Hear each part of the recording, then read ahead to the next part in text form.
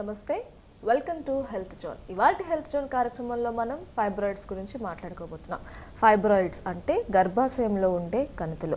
మరి ఈ ఫైబ్రాయిడ్స్ అనేవి ఎందుకు వస్తాయి, మరి ఇవి రావడానికి గల కారణాలు ఏంటి, వచ్చిన తర్వాత మనం తీసుకోవాల్సిన జాగ్రత్తలు ఏంటి, మరి ఇవి వచ్చినట్లయితే సిమ్టమ్స్ ఏ విధంగా ఉంటాయి, వీటికి ఎలాంటి టెస్టులు చేయించుకోవాలి, ఎక్కువగా కూడా ఈ మహిళల్లో మనం చూస్తూ ఉంటాం కాబట్టి మహిళలు ఎటువంటి జాగ్రత్తలు తీసుకోవాలి, వీటి వల్ల ఏమైనా సైడ్ ఎఫెక్ట్స్ ఉంటాయా, మనకి ఇంకేమైనా ప్రాబ్లమ్స్ ఉండే అవకాశం ఉందా అనే విషయాల గురించి పూర్తి సౌరంగా వివరించడానికి మనతో పాటు ఉన్నారు డాక్టర్ అర్చనా రెడ్డి గారు, gynaecologist, Apollo cradle, Jubilee hills. వారితో మాట్లాడి మరిన్ని విషయాలను తెలుసుకుందాం. మీరు లైవ్లో మాట్లాడాలనుకుంటే స్క్రీన్ మీద కనిపిస్తున్నటువంటి లైవ్ నెంబర్స్కి కాల్ చేయగలరు. నమస్తే మేడం. నమస్తే. అయితే ఈ ఫైబ్రాయిడ్స్ గర్భాశయంలో ఉండే కణితులు అంటే ఏంటి, అసలు ఎందుకు వస్తాయి, దీని గురించి తెలియజేయండి మేడం. ఈ గర్భాశయ కణితుల్ని మనం యూట్రైన్ ఫైబ్రాయిడ్స్ లేదా మయోమాస్ అని అంటూ ఉంటామండి. అయితే కణితులు అంటే క్యాన్సరస్ గడ్డలు అని భయపడవలసిన అవసరం అసలు లేదండి. ఈ ఫైబ్రాయిడ్స్ అనేటివి చాలా చాలా సాధారణంగా మనకి యూట్రస్లో కనిపించే కణితులు. ఇవి చాలా నార్మల్గా బినైన్ అంటే నాన్ క్యాన్సరస్, క్యాన్సర్ కాని కణితులు. చాలా చాలా అరుదుగా ఇవి 0.01% అంటే 10,000లో ఒక్కరికి మాత్రమే ఇవి క్యాన్సరస్ చేంజెస్ని చూపిస్తూ ఉంటాయి. 99.9% వరకు ఇవి క్యాన్సర్ చేంజెస్ కనిపించని కణితుల్లాగా కనిపిస్తూ ఉంటాయి. నాన్ క్యాన్సరస్ కణితుల్లాగానే ఇవి కనిపిస్తూ ఉంటాయి.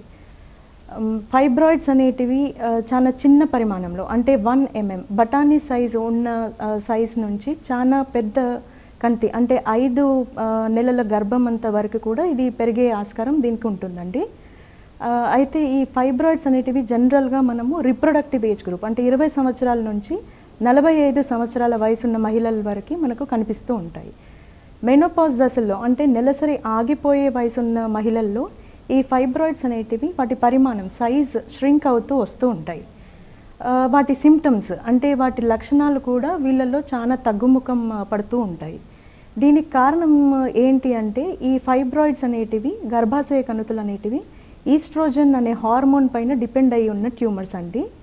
ఈ మెనోపాజ్ వచ్చిన మహిళల్లో నెలసరి ఆగిపోయిన మహిళల్లో ఈస్ట్రోజన్ అనే హార్మోన్ జనరల్గా ఉత్పత్తి అవ్వడం అనేది తగ్గుతూ ఉంటుంది. దాని వలన ఫైబ్రాయిడ్స్ అనేది కూడా ష్రింక్ అవ్వడము, దాని సిమ్టమ్స్ లక్షణాలు కూడా తగ్గుముఖం పట్టడం అనేది జరుగుతూ ఉంటుంది. అయితే మనం ఫైబ్రాయిడ్స్ ఉన్నాయని తెలియంగానే మనం ఏదో కంగారు పడిపోవాల్సిన అవసరం కానీ భయపడవలసిన అవసరం కానీ లేదండి. ఫైబ్రాయిడ్స్ చాలా శాతం వరకు అంటే 30 నుండి 40% మహిళల్లో ఈ ఫైబ్రాయిడ్స్ ఉన్నాయని కూడా వాళ్ళకు తెలియదండి. నార్మల్గా రొటీన్ చెకప్కి మన దగ్గరకు వచ్చినప్పుడు ఏదో జనరల్ స్కాన్ కానీ లేదా ప్రెగ్నెంట్ అయ్యి ఆ మహిళ మన దగ్గరకు వచ్చినప్పుడు ఎర్లీ ప్రెగ్నెన్సీ స్కాన్ చేసినప్పుడు కానీ వాళ్ళకి కణితులు ఉన్నాయి అన్న విషయం వాళ్ళకి బయటపడుతుంది. వీటిని మనము సైలెంట్ ఫైబ్రాయిడ్స్ అంటాము. అంటే సిమ్టమ్స్ లక్షణాలు అసలు వాళ్ళలో ఎటువంటి లక్షణాలు కనిపించని ఫైబ్రాయిడ్స్ని మనం సైలెంట్ ఫైబ్రాయిడ్స్ అంటాం. దే ఆర్ వెరీ హార్మ్లెస్ అంటే ఎటువంటి హాని అవి మనకు తలపెట్టవు. వీటిని మనం డిస్టర్బ్ చేయడం కానీ లేదా వీటిని మనము ట్రీట్ చేయవలసిన అవసరం కానీ అసలు ఉండదు. అయితే ఎప్పుడైతే అవి మనకు సిమ్టమ్స్ లక్షణాలు బయట పెట్టడం మొదలు పెడతాయో లేదా వాటి వలన మనకు ఇబ్బంది కలగటం మొదలవుతుందో అప్పుడు మాత్రం వాటిని తప్పకుండా మనం ట్రీట్ చేసుకోవాల్సిన అవసరం ఉంటుంది. ఓకే మేడం, అయితే ఈ ఫైబ్రాయిడ్స్లో టైప్స్ ఏమైనా ఉన్నాయా, ఉంటే అవి ఏంటి? అంటే ప్రతి ఒక్కరు కూడా కణితి అనగానే కూడా అది క్యాన్సర్కి దారితీస్తుందని అనుకుంటూ ఉంటారు. అండ్ మీరు ఇప్పుడే చెప్పారు చాలా వరకు అది అయ్యే అవకాశం లేదు అని చెప్పేసి. వాటికి వీటికి డిఫరెన్స్ ఏంటి మరి? ఈ ఫైబ్రాయిడ్స్ అనేటివి గర్భాశయ కణితులు చాలా రకాలుగానే ఉంటాయండి. అంటే వాటి ఉన్న పొజిషన్ అవి ఉన్న ప్రదేశాన్ని బట్టి కూడా వాటిని మనం డిఫైన్ చేసుకోవడం అనేది జరుగుతూ ఉంటాయి. అయితే నేను ఇందాక చెప్పినట్టుగా ఇవి చాలా వరకు నాన్ క్యాన్సరస్ క్యాన్సర్ కాని కణితులుగానే ఉంటాయి. బినైన్ నాన్ క్యాన్సరస్ కణితులు 99.9% ఇవి క్యాన్సర్ కాని కణితులే. అయితే 0.01% 10,000లో ఒక్కరిలో మాత్రమే ఇవి క్యాన్సరస్ చేంజెస్ లియోమయోసార్కోమాటస్ చేంజెస్ అంటాము. అవి క్యాన్సరస్ చేంజెస్గా కనిపించే అవకాశం ఉంటుంది. అయితే ఇవి ఉన్న ప్రదేశాన్ని బట్టి వీటిని మనం డిఫైన్ చేసుకోవడం జరుగుతూ ఉంటుంది. ముఖ్యంగా మనం తెలుసుకోవాల్సింది 3 రకాలైన ఫైబ్రాయిడ్స్ గురించి. ఈ గర్భాశయం ఉపరితలం పైన కానీ లేదా గర్భాశయం అవతలి పొరల్లో ఉన్నప్పుడైతే ఫైబ్రాయిడ్స్ని మనం సబ్ సీరోజల్ ఫైబ్రాయిడ్స్ అంటూ ఉంటాము. ఈ ఫైబ్రాయిడ్స్ చిన్నగా ఉన్నప్పుడు వాటి వలన మనకి ఎటువంటి ఇబ్బంది కలగకపోవచ్చు. కానీ ఎప్పుడైతే ఈ ఫైబ్రాయిడ్స్ వాటి పరిమాణం పెరుగుతూ వస్తుందో అంటే సైజులో పెరుగుతూ వస్తాయో అవి ప్రెషర్ సిమ్టమ్స్ కాజ్ చేసి, అంటే చుట్టుపక్కల ఉన్న ఆర్గన్స్ మీద ప్రెషర్ కాజ్ చేసి వాటి వలన మనకు ఇబ్బందులు కలిగే అవకాశం ఉండొచ్చు. అప్పుడు వాటిని ట్రీట్ చేసుకోవాల్సిన అవసరం తప్పకుండా ఉంటుంది. నెక్స్ట్ వచ్చి గర్భాశయం గోడల్లో అంటే మయోమెట్రియల్ లేయర్స్లో ఉన్నట్టయితే ఆ ఫైబ్రాయిడ్స్ని మనం ఇంట్రామ్యూరల్ ఫైబ్రాయిడ్స్ అంటాము. 70 నుంచి 75% వరకు ఈ ఇంట్రామ్యూరల్ ఫైబ్రాయిడ్స్ని మనం చూస్తూ ఉంటాము.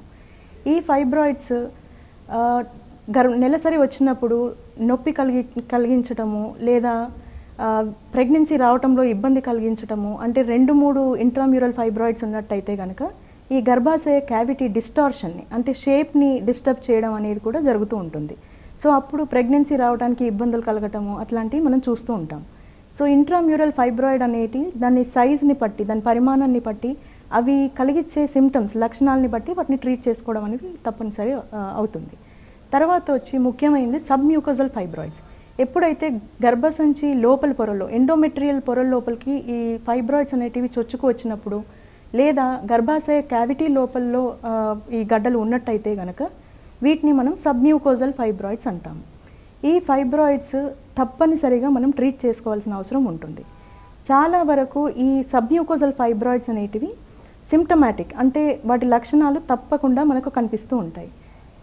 ఎక్కువ శాతం మహిళల్లో ఇవి అధిక రక్తస్రావం కలిగించటము లేదా నెలసరి వచ్చినప్పుడు చాలా నొప్పి కలిగించటము, ప్రెగ్నెన్సీ రావడానికి ఇబ్బందులు కలగటము, ప్రెగ్నెన్సీ వచ్చినప్పుడు రికరెంట్ అబార్షన్స్ అంటే అబార్ట్ అయిపోవడము, రిపీటెడ్ అబార్షన్స్ ఉండటము, ఇవన్నీ కూడా మనం ఈ సబ్మ్యూకోజల్ ఫైబ్రాయిడ్స్ ఉన్న మహిళల్లో చాలా వరకు చూస్తూ ఉంటాం. సో ఈ సబ్మ్యూకోజల్ ఫైబ్రాయిడ్స్ ఉన్న మహిళలకి తప్పకుండా మనం 100% వాళ్ళకి ట్రీట్మెంట్ అనేది అవసరం పడుతూ ఉంటుంది. నెక్స్ట్ వచ్చి సర్వైకల్ ఫైబ్రాయిడ్, అంటే గర్భసంచి ముఖద్వారం ఏదైతే ఉంటుందో సర్విక్స్, దానిపైన కనుక ఫైబ్రాయిడ్ ఉంటే దాన్ని మనం సర్వైకల్ ఫైబ్రాయిడ్ అంటూ ఉంటాం. ఈ ఫైబ్రాయిడ్ వలన ప్రెగ్నెన్సీ రావడానికి ఇబ్బంది ఉండొచ్చు. కొన్నిసార్లు కలిసినప్పుడు అంటే సెక్షువల్ ఇంటర్కోర్స్ అనేది జరిగినప్పుడు పెయిన్ఫుల్ ఇంటర్కోర్స్ కూడా ఉండొచ్చు. అండ్ నెలసరి వచ్చినప్పుడు అధికమైన బ్లీడింగ్ అనేది కూడా జరుగుతూ ఉండొచ్చు. ఇది ఒక రకమైన ఫైబ్రాయిడ్గా కూడా మనం చెప్పుకోవచ్చు. నెక్స్ట్ గర్భసంచి చుట్టుపక్కల ఉన్న లిగమెంట్స్లో అంటే పొరల్లో కూడా కొన్నిసార్లు ఫైబ్రాయిడ్స్ అనేటివి ఉంటాయండి. ఈ ఫైబ్రాయిడ్స్ని అవి ఉన్న ప్రదేశాన్ని బట్టి, అవి ఉన్న పొజిషన్ని బట్టి వాటిని మనం చెప్పుకుంటూ ఉంటాము. బ్రాడ్ లిగమెంట్ ఫైబ్రాయిడ్స్ అని, ఇన్ఫండిబులోపెల్విక్ లిగమెంట్ ఫైబ్రాయిడ్స్ అని వాటిని మనం చెప్పుకుంటూ ఉంటాము. ఇకపోతే కొన్నిసార్లు ట్యూబ్స్, ఫెలోపియన్ ట్యూబ్స్ ఎక్కడైతే మన గర్భాశయాన్ని ఎంటర్ అవుతాయో అక్కడ కూడా రేర్గా కొన్నిసార్లు ఫైబ్రాయిడ్స్ ఉంటాయి. వీటిని మనం కార్నువల్ ఫైబ్రాయిడ్స్ అంటూ ఉంటాము. ఈ కార్నువల్ ఫైబ్రాయిడ్స్ ఉన్న వాళ్ళలో చాలా వరకు ప్రెగ్నెన్సీ రావడంలో ఇబ్బందులు కలుగుతూ ఉంటాయి. వీళ్ళు ఇన్ఫర్టిలిటీ ఇష్యూస్తోని చాలా వరకు ఇబ్బంది పడుతూ ఉంటారు. And rare of the rarest కండిషన్స్లో వ్యాండరింగ్ ఫైబ్రాయిడ్స్ అనేటివి కూడా మనం చూస్తూ ఉంటాం. ఈ వ్యాండరింగ్ ఫైబ్రాయిడ్స్ అనేటివి ఏంటి అంటే ఈ సబ్ సీరోజల్ ఫైబ్రాయిడ్స్, అంటే ఏవైతే గర్భాశయం పైన అవతలి పొరల్లో ఏవైతే ఫైబ్రాయిడ్స్ ఉంటాయో అవి చాలా పెద్ద పరిమాణంలో పెరిగినప్పుడు ఒక్కోసారి అవి సపరేట్ అయిపోయే ఛాన్సెస్ ఉంటాయి. అవి సపరేట్ అయినప్పుడు ఒమెంటంపై కానీ లేదా పేగులపై కానీ బబెల్స్పై కానీ అతుక్కుని ఉన్నప్పుడు వాటిని మనం వ్యాండరింగ్ ఫైబ్రాయిడ్స్ అని చెప్పుకుంటూ ఉంటాం. సో ఇవి వివిధ రకాలుగా మనము ఈ ఫైబ్రాయిడ్స్ని డిఫరెన్షియేట్ చేసుకుంటూ ఉంటాము. అయితే ఇందులో ముఖ్యంగా మనము చూసుకోవాల్సినవి సబ్సీరోజల్ ఫైబ్రాయిడ్స్, అవతలి పొరల్లో ఉండేవి లేదా ఉపరితలం పైన ఉండేవి, ఇంట్రామ్యూరల్ ఫైబ్రాయిడ్స్ ఏవైతే గర్భాశయం గోడల్లో ఉండే ఫైబ్రాయిడ్స్, తర్వాత గర్భాశయ క్యావిటీ లోపల అంటే లోపలి పొరల్లో ఉండే ఫైబ్రాయిడ్స్ సబ్మ్యూకోజల్ ఫైబ్రాయిడ్స్. ఈ ఫైబ్రాయిడ్స్ అనేటివి సింగిల్గా అంటే ఒకటిగా ఉండొచ్చు లేదా మల్టిపుల్ చాలా ఎక్కువ నెంబర్లో కూడా ఉండొచ్చు. సో ఇలా మనం డిఫరెన్షియేట్ చేసుకుంటూ ఉంటాం. ఓకే మేడం, ఒక కాలర్ ఉన్నారు, మాట్లాడదామండి. హలో హలో, కాల్ కలిసిందండి, మాట్లాడండి. Hello hello. ఓకే మేడం, అయితే ఇప్పుడు ఈ ఫైబ్రాయిడ్స్ ఏవైతే ఉన్నాయో ఇప్పుడు చాలా టైప్స్ మీరు చెప్పారు. ఇవి అసలు రావడానికి కారణాలు మనం ఏమని చెప్పుకోవచ్చు? ఈ గర్భాశయ కణితులు అంటే ఫైబ్రాయిడ్స్ రావడానికి చాలానే కారణాలు ఉన్నాయండి. ముఖ్యంగా మనం చూసుకున్నట్టయితే ఈ మధ్యకాలంలో జన్యుపరమైన కారణాలు కూడా చాలా ఎక్కువగానే మనం చెప్పుకోవచ్చండి. ఫైబ్రాయిడ్స్ అనేటివి ఎక్కడి నుంచి వస్తాయి అనే దానికి మెయిన్గా ఫైబ్రాయిడ్ మజిల్ అంటే స్మూత్ మజిల్ సెల్స్, ఈ గర్భాశయ గోడల్లో ఏవైతే మజిల్ సెల్స్ ఉంటాయో అందులోంచి ఈ ఫైబ్రాయిడ్స్ అనేటివి పుట్టుకొస్తూ ఉంటాయి. కాలర్తో మాట్లాడి కంటిన్యూ చేద్దాం. హలో హలో నమస్తే అండి, ఎక్కడి నుంచి మాట్లాడుతున్నారు? మాది కృష్ణా జిల్లా అండి. ఓకేనమ్మా, మీకున్న సందేహం ఏంటో అడగండి. డాక్టర్ అర్చన గారు ఉన్నారు.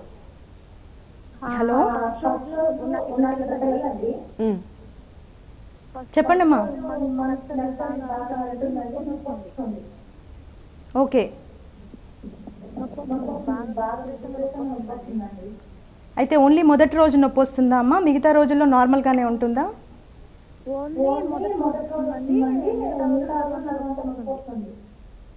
ఓకే, మిగతా రోజుల్లో అంతా నడుము నొప్పి ఉంటుంది. మొదటి రోజు మాత్రం బాగా పొత్తి కడుపు నొప్పిగా ఉంటుంది. హలో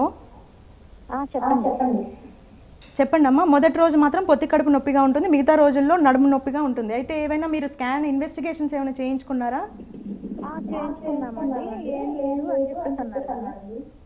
అయితే స్కాన్ చేయించుకున్నప్పుడు మీకు నార్మల్గా ఏవైనా కణితులు ఉన్నట్టయితే కనుక స్కాన్ అనేది బేసిక్ ఇన్వెస్టిగేషన్ అండి. స్కాన్లో తప్పకుండా మీకు ఏమైనా కణితులు ఉన్నట్టయితే అవి మనకు స్కాన్లో తెలిసే అవకాశం ఉంటుంది.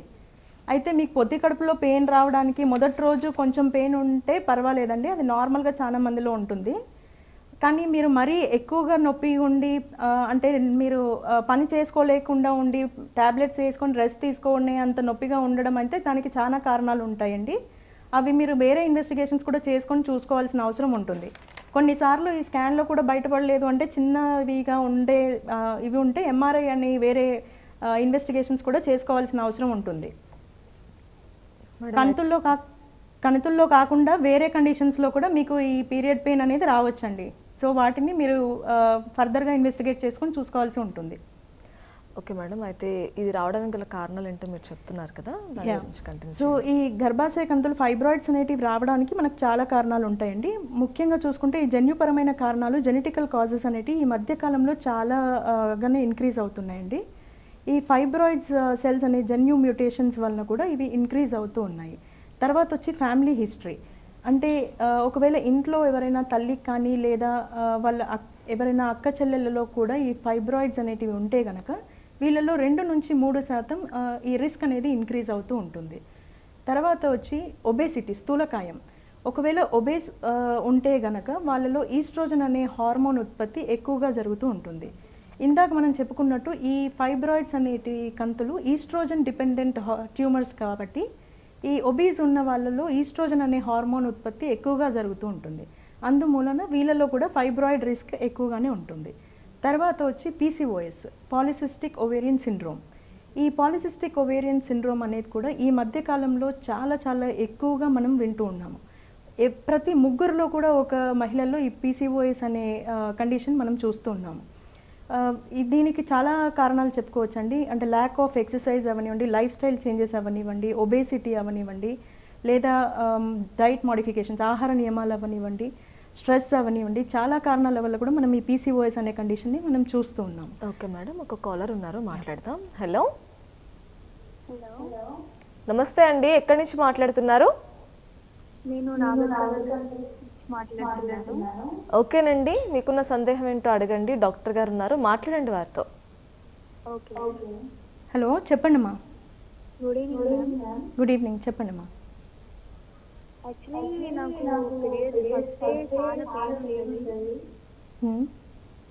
అండ్ మిగతా డేస్లో అయితే వైట్ వాష్ రావడం, ఇలా లిక్విడ్స్ రావడం, చాలా ప్రాబ్లమ్స్ ఉన్నాయి. ఓకే, అయితే ఓన్లీ ఫస్ట్ డేనే మీకు పెయిన్ ఉంటుందా అండి? First day and second day లైట్గా, 2 days మళ్ళీ పక్క పెయిన్ ఉంటుంది. ఓకే, అయితే దానికి ఏమన్నా మీరు ఇన్వెస్టిగేట్ చేసుకున్నారా అండి? స్కాన్ చేసుకోవడం కానీ ఏమైనా చూసుకున్నారా ఇంతకుముందు? చూపించాను, చాలాసార్లు హాస్పిటల్కి వెళ్ళాను కూడా. వాళ్ళు ఏం చేస్తున్నారంటే జస్ట్ ఇలా కామన్గా వస్తుంది, ఇలా చేస్తుంది అని అంటే. స్కాన్లో మీకు ఏం తెలియలేదా అండి? అంటే కంతులు ఉన్నాయి అని కానీ లేకపోతే అట్లా ఏమీ కూడా స్కాన్లో మీకు ఏం బయటపడలేదు? ఏం చెప్పలేదు కూడా, అట్లా ఏం చెక్ చేయలేదు. జస్ట్ టాబ్లెట్ రాశారు, వెళ్ళారు, పంపించారు. అంటే నొప్పికి మాత్రమే టాబ్లెట్లు వేసుకుంటున్నారు? ఓకే, పెయిన్ పీరియడ్ టైంలో ఏం వేయట్లేదు, వైట్ డిశ్చార్జెస్ మాత్రమే యూజ్ చేస్తున్నారు. ఈ వైట్ డిశ్చార్జ్ అనేది వేరే కండిషన్ అండి. వైట్ డిశ్చార్జ్ అనేది ఏంటంటే ఇన్ఫెక్షన్ వల్ల వచ్చేది, కానీ ఫైబ్రాయిడ్స్ వల్ల మీకు వైట్ డిశ్చార్జ్ అనేది ఉండదండి. ఒకవేళ కంతులు ఉంటే వాటి సిమ్టమ్స్ వేరేగా ఉంటాయి. వైట్ డిశ్చార్జ్కి కంతులకి ఫైబ్రాయిడ్స్కి సంబంధం ఉండదు. సో వైట్ డిశ్చార్జ్ అనేది ఇన్ఫెక్షన్ ఉన్నప్పుడు మాత్రం వచ్చేది. మీకు ఒకవేళ కణుతులు ఉన్నట్టయితే కనుక నొప్పి అధికంగా మీకు రక్తస్రావం ఉండడం అంటే ఎక్కువ బ్లీడింగ్ అవ్వడము, చాలా నొప్పి ఉండడము అలాంటి లక్షణాలు ఉంటే మాత్రం తప్పకుండా మీకు స్కాన్లో పెద్ద కణుతులు ఉంటే కనుక బయటకు వచ్చే ఛాన్సెస్ చాలానే ఉంటాయండి. ఒకవేళ అది కూడా మీకు నొప్పి చాలా సివియర్గా ఉండి బ్లీడింగ్ ఎక్కువ అవుతున్నట్టయితే ఫర్దర్గా మీరు ఇన్వెస్టిగేట్ చేసుకోవాల్సిన అవసరం కూడా ఉంటుంది. మళ్ళీ ఒకసారి స్కాన్ రిపీట్ చేసుకొని ఒక మంచి సెంటర్లో రేడియాలజిస్ట్తో స్కాన్ రిపీట్ చేసుకోవాల్సిన అవసరం ఉంటుంది. ఓకే మేడం, అయితే సో ఇందాకే మీరు అన్నారు ఫైబ్రాయిడ్స్ విషయంలో ఒక్కొక్కరికి ఒక్కొక్క రకమైన సిమ్టమ్స్ ఉంటాయి అని చెప్పి. సో ఈ ఫైబ్రాయిడ్స్ ఉన్నాయి అంటే కణితులు మనకు ఉన్నాయి అనే విషయాన్ని ఒక పర్సన్ తనకు తాను ఎలా తెలుసుకోగలడు? సో ఫర్దర్గా డాక్టర్ దగ్గరికి వెళ్ళి చెకప్ చేయించుకోవాలి అంటే కనుక అయితే ఇవి చాలాసార్లు 30 నుండి 40% మహిళల్లో మనం ఇందాక చెప్పుకున్నట్టు సైలెంట్ ఫైబ్రాయిడ్స్ అంటే ఎటువంటి సిమ్టమ్స్ కూడా వాళ్ళలో ఉండకపోవచ్చు. జనరల్ రొటీన్ చెకప్కి వచ్చి మనం స్కాన్ చేసినప్పుడు లేదా ఎర్లీ ప్రెగ్నెన్సీలో వచ్చి వాళ్ళకి స్కాన్ చేసినప్పుడు కూడా వాళ్ళలో ఫైబ్రాయిడ్స్ ఉన్నాయి అని వాళ్ళకి తెలియవచ్చు. అలాంటి టైంలో మనం ఈ సైలెంట్ ఫైబ్రాయిడ్స్ని డిస్టర్బ్ చేయాల్సిన అవసరమో లేకపోతే ట్రీట్ చేయవలసిన అవసరమో ఉండకపోవచ్చు అండి. బట్ ఎప్పుడైతే వాళ్ళకి సిమ్టమ్స్ అంటే లక్షణాలు కనిపిస్తాయో, ఈ లక్షణాలు ఏంటి అంటే అధికంగా రక్తస్రావం అవ్వడం, నెల వచ్చినప్పుడు ఎక్కువగా రక్తస్రావం అవ్వడము, నెలసరి వచ్చినప్పుడు ఎక్కువ రోజులు బ్లీడింగ్ అవుతూ ఉండడము, లేకపోతే చాలా పెయిన్ఫుల్ పీరియడ్స్, పొత్తి కడుపులో ఎక్కువగా నొప్పి ఉండడము, దీన్ని డిస్మెనోరియా అని కూడా అంటూ ఉంటాము. సో ఇది ఉండడము అండ్ పీరియడ్స్ 2 నెలల మధ్యలో కూడా ఇంటర్మెన్స్ట్రల్ బ్లీడింగ్ మధ్యలో బ్లీడ్ అవ్వడము, ఎక్కువ రోజులు స్పాటింగ్ ఉంటూ ఉండడము, ఇవన్నీ కూడా మనము చూస్తూ ఉంటాము. తర్వాత ప్రెగ్నెన్సీ రావడంలో ఇబ్బందులు ఉండడము, ప్రెగ్నెన్సీ వచ్చినా కూడా అది నిలబడకపోవడం అంటే రికరెంట్గా అబార్షన్స్ అనేటివి కూడా వీళ్ళలో మనం చూస్తూ ఉంటాము. ఇన్ఫర్టిలిటీ ఇష్యూస్ ఎక్కువగా ఉండడము, కొన్నిసార్లు ప్రెగ్నెన్సీ వచ్చినా కొన్ని రోజుల తర్వాత సడన్గా అక్యూట్గా పెయిన్ రావడం, రెడ్ డీజనరేషన్ వల్ల సడన్గా అక్యూట్గా పెయిన్ రావడం అనేది కూడా వీళ్ళలో ఉంటుంటుంది. తర్వాత కొన్ని కణితులు ఎక్కువగా పెద్దగా ఉండడం మూలాన ప్రెషర్ సిమ్టమ్స్ అనేటివి ఉంటాయి. అంటే ఏదైనా యూరిన్ పైప్ మీద ప్రెషర్ పడినప్పుడు మూత్రం సడన్గా ఆగిపోవడము, లేదా బ్లాడర్ పైన ప్రెషర్ ఉండటం వలన ఎక్కువసార్లు యూరిన్కి వెళ్ళాల్సి రావటము, లేదా మలబద్ధకం అంటే కాన్స్టిపేషన్ ఉండడము, కొన్నిసార్లు సివియర్ బ్యాక్ ఏక్ ఉండడము, ఇవన్నీ కూడా ప్రెషర్ సిమ్టమ్స్లో భాగంగా మనం చూస్తూ ఉంటాము. తర్వాత ఈ కణితి పెద్దగా అవటం వలన కొన్నిసార్లు వాళ్ళు ఏదో హెవీనెస్ ఇన్ ద స్టమక్ అంటే ఏదైనా అబ్డమెన్ హెవీగా అనిపించడము, ఫుల్నెస్ కొంచెం తినంగానే ఎక్కువ తిన్నట్టుగా అనిపించడము, బ్లోటింగ్ సెన్సేషన్ లాగా ఉండడము, ఏదో కడుపు ఉబ్బినట్టుగా ఉండడము, పెరుగుతున్నట్టుగా అనిపించడం, ఇవన్నీ కూడా కంప్లైంట్స్లో వాళ్ళు చెప్తూ ఉంటారు. అయితే ఇంకొకటి ఏంటి అంటే ముఖ్యమైనది అనీమియా, రక్తహీనత. ఈ అధిక రక్తస్రావం జరుగుతున్నప్పుడు వాళ్ళలో ఎక్కువ శాతం మంది అది గుర్తించకపోవచ్చు కానీ అనీమియాతో కూడా మన దగ్గరికి చాలా మహిళలు వస్తూ ఉంటారు. అంటే ఈ అనీమియాతో వచ్చినప్పుడు, రక్తహీనతతో వచ్చినప్పుడు దాన్ని అండర్లయింగ్ కాజ్ ఏమై ఉంటుంది అని కూడా మనము దాన్ని ఇన్వెస్టిగేట్ చేసుకోవాల్సిన అవసరం ఉంటుంది. అప్పుడు కొన్నిసార్లు మనకి ఫైబ్రాయిడ్స్ బయటపడే అవకాశం కూడా ఉంటుందండి. ఓకే, సో ఈ అన్నీ కూడా మనకి ఈ లక్షణాల్లో కనిపిస్తూ ఉంటాయి. ఓకే మేడం, మరొక కాలర్ ఉన్నారు, మాట్లాడదాం. హలో, నమస్తే అండి, ఎక్కడి నుంచి మాట్లాడుతున్నారు? ఓకేనండి, మీకున్న సందేహం ఏంటో అడగండి అమ్మా, డాక్టర్ గారు ఉన్నారు, మాట్లాడండి. హలో, నమస్తే, చెప్పండి అమ్మా.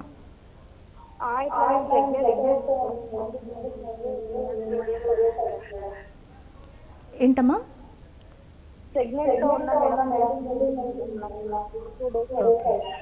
మీరు ప్రెగ్నెంటా అమ్మా? ఓకే, ఎన్ని నెలల ప్రెగ్నెన్సీ అమ్మా మీది? 2 అయిపోయి 3 months పడుతుంది. ఓకే, అయితే బ్లీడింగ్ అవుతుంది ఇప్పుడు. ఓకే, బ్లీడింగ్ అవుతుంది అని అంటే అది ఎందుకు అవుతుంది అని మీరు స్కాన్ చేసి చూసుకోవాలమ్మా. దగ్గరలో ఉన్న హాస్పిటల్కి వెళ్తే వాళ్ళు చూస్తారు. దానికి ఫైబ్రాయిడే కారణం అయి ఉండకపోవచ్చు. అది మిస్డ్ అబార్షనా, ఎందుకు అవుతుంది అనేది, ప్రెగ్నెన్సీ వీక్గా ఉందా ఎందుకు అనేది అక్కడ చూస్తారు. కొన్నిసార్లు ఏం ఉండకపోయినా నల్లగా బ్రౌనిష్ బ్లీడ్ అవుతున్నప్పుడు, ఇంతకుముందు ఏదన్నా పాత బ్లీడింగ్ ఉన్నా కూడా కొన్నిసార్లు జస్ట్ చిన్న బ్లీడ్ అవుతూ ఉంటుంది. కంగారు పడద్దు, కొన్ని హార్మోన్ ఇంజెక్షన్స్ ఇవ్వడం వలన కూడా ఈ బ్లీడింగ్ స్టాప్ అవ్వచ్చు. సో దగ్గరలో ఉన్న ఏదైనా హాస్పిటల్కి వెళ్ళి ఒకసారి చూపించుకొని స్కాన్ చేసుకుంటే మీకు తెలుస్తుంది. ఓకే మేడం, అయితే ఈ ఫైబ్రాయిడ్స్కి సంబంధించి చికిత్సా విధానాలు అనేవి ఏ విధంగా ఉంటాయి? ఈ ఫైబ్రాయిడ్స్ అనేది మనము ట్రీట్మెంట్ వచ్చేసరికండి దాని ఏజ్ అంటే పేషెంట్ ఏజ్ని చూసుకోవాలండి. అండ్ ఫైబ్రాయిడ్స్ పొజిషన్ని బట్టి అవి ఉన్న నెంబర్ని ఎన్ని ఉన్నాయి అనేదాన్ని బట్టి అండ్ నెక్స్ట్ అవి చూపించే లక్షణాలు సిమ్టమ్స్ని బట్టి కూడా వాటి ట్రీట్మెంట్ ఉంటుందండి. మెడికల్ మేనేజ్మెంట్ అంటే మందులతోని ట్రీట్ చేసుకోవడము అండ్ శస్త్రచికిత్స సర్జికల్ మేనేజ్మెంట్ అని రెండుగా మనము ట్రీట్ చేసుకోవచ్చు. అయితే అందరికీ మెడికల్ మేనేజ్మెంట్ అనేది సూట్ అవ్వదండి. అండ్ మెడికల్ మేనేజ్మెంట్కి వచ్చేసరికి ఇది కంప్లీట్గా ఏదో కణితుల్ని తగ్గియడమో లేకపోతే కంప్లీట్గా క్యూర్ చేయడం అనేది ఉండదు. కాకపోతే సిమ్టమాటిక్గా అంటే లక్షణాలతోని మనకు ఇబ్బంది కలుగుతున్నప్పుడు కొంత పీరియడ్ వరకు డెఫినెట్గా దానివల్ల రిలీఫ్ అనేది తప్పనిసరిగా మనకు దొరుకుతుంది. కానీ కంప్లీట్గా ఈ గడ్డను మాత్రం అది కరిగిచ్చేయడమో లేకపోతే కంప్లీట్గా గడ్డ నుండి మనకు రిలీఫ్ అనేది మెడికల్ మేనేజ్మెంట్తోనే దొరకదు. అయితే ఎవరైనా ఒక మహిళకి ఓన్లీ కొంచెం బ్లీడింగ్ ఎక్కువగా అవుతుంది కానీ నొప్పి ఎక్కువగా లేదు, జస్ట్ బ్లీడింగ్ మాత్రమే కంప్లైంట్తో వచ్చినప్పుడు తప్పకుండా మనం ఆ బ్లీడింగ్ కంట్రోల్ చేయడానికి మందులు పెట్టడము, లేకపోతే రక్తహీనత ఉంది అనీమియా ఉంది అని అన్నప్పుడు ఆ రక్తహీనతకి మందులు పెట్టడము, అనీమియాని ఇంప్రూవ్ చేయడం, ఐరన్ క్యాప్సూల్స్ ఇవ్వడము అట్లాంటివి మనం చేయొచ్చు. లేదా యుట్రస్ని మంచి కాంట్రాక్ట్ చేసే పిల్స్ ఇవ్వడము అలాంటి మందులు మనం ఇవ్వచ్చు. కానీ ఇవి ఏవైనా కూడా తాత్కాలికంగానే మనము ఇచ్చేవిగా ఉంటాయండి. అండ్ కొన్నిసార్లు పెరిమెనోపాజల్ అంటే మెనోపాజ్కి దగ్గరగా ఉన్న మహిళల్లో వాళ్ళల్లో నెలసరి ఆగిపోయే వయసులో ఉన్న దగ్గరగా ఉన్న మహిళల్లో కూడా మనము వాళ్ళకి కొంచెం వెయిట్ అండ్ వాచ్ అని చెప్పొచ్చండి. అంటే దగ్గరగానే మెనోపాజ్ దగ్గరగా ఉన్నారు, సో ఎందుకు మీకు ఇప్పుడు శస్త్రచికిత్స అవసరం లేదు అని వాళ్ళకి కొంచెం చెప్పి అన్లెస్ అంటే కోర్స్ అంటే వాళ్ళకి పెద్దగా ఫైబ్రాయిడ్ లేకుండా ఎక్కువగా వాళ్ళకి ఇబ్బంది కలిగించినప్పుడు, ప్రెషర్ సిమ్టమ్స్ లేనప్పుడు, ఎమర్జెన్సీ సిచ్యువేషన్స్ లేనప్పుడు తప్పకుండా వాళ్ళకి మనం ఈ మెడికల్ మేనేజ్మెంట్ని ఆఫర్ చేయొచ్చండి. అండ్ యాంటీ ఈస్ట్రోజన్ పిల్స్ లేదా జిఎన్ఆర్హెచ్ అనలాగ్ ఇంజెక్షన్స్ అనేటివి కూడా ఉన్నాయండి. అవి నెలకోసారి కూడా వాళ్ళకి ఇంజెక్షన్స్ ఆఫర్ చేయొచ్చు. వీటి వల్ల కొంచెం ఈ ఫైబ్రాయిడ్ కణితులు సైజ్ని ష్రింక్ చేయొచ్చు, కొంచెం సైజ్ తగ్గించవచ్చు అండ్ సిమ్టమ్స్ నుంచి కూడా కొద్దిగా మనం రిలీఫ్ని వాళ్ళకు కలిగించవచ్చు. అండ్ ఒకవేళ వీళ్ళలో ఈ పెరిమెనోపాజల్ అంటే మెనోపాజ్కి దగ్గరగా ఉన్న మహిళల్లో ఒకవేళ అధికంగా రక్తస్రావం అవుతున్నట్టయితే కూడా